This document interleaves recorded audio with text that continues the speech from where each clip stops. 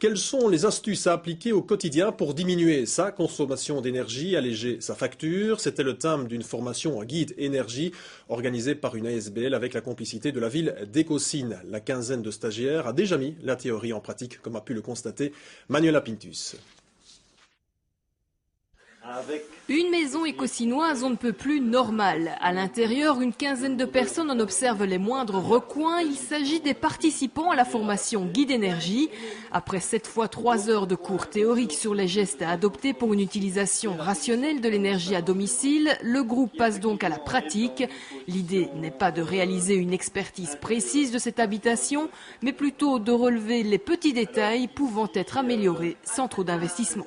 La formation vise à changer son regard sur les bâtiments que nous habitons et de voir qu'est-ce qu'il est possible de faire en petit, moyen et grand pour changer tant dans le domaine du comportement que dans le domaine de l'équipement, afin d'avoir une consommation énergétique qui soit la plus raisonnable possible.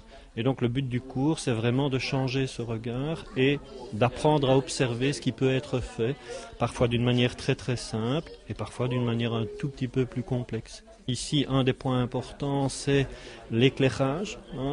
C'est une maison, ce sont des pièces de vie qui ne reçoivent pas directement de la lumière et donc on a essayé de voir comment il était possible d'améliorer ce confort lumineux en diminuant les consommations d'énergie.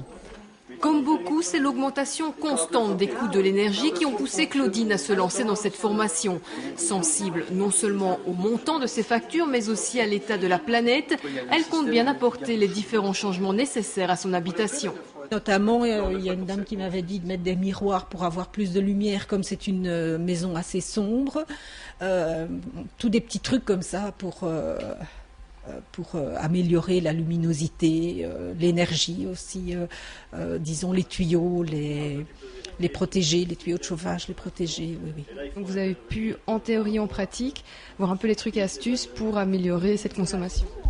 Oui, j'ai regardé, j'ai suivi le cours. Bon, il y avait aussi, disons, le fait que j'ai un fils et je voudrais lui laisser une terre beaucoup plus propre. Je vous rappelle qu'un détecteur de présence comme ceci, ça peut être une arme fatale au niveau des factures d'électricité, parce que s'il n'y a pas un interrupteur intérieur, si c'est mal positionné, si le chat passe constamment devant, eh bien, on peut avoir des consommations excessives liées à la mise en marche constante via le détecteur. L'objectif ici de l'équipe guide énergie qu'on a formée ici, c'est qu'ils participent aux activités communales type journée de l'arbre, week-end des associations, semaine verte, et qu'ils soient vraiment leur relais par rapport aux autres citoyens pour leur expliquer tout ce qu'on peut faire comme système, comme économie d'énergie. Vu le succès rencontré par cette première formation, force est de constater que l'énergie, sa consommation, son prix, son impact sur l'environnement reste une problématique importante pour de nombreuses personnes. La commune d'Écosine compte désormais 15 nouveaux guides, une liste qui pourrait très vite s'agrandir.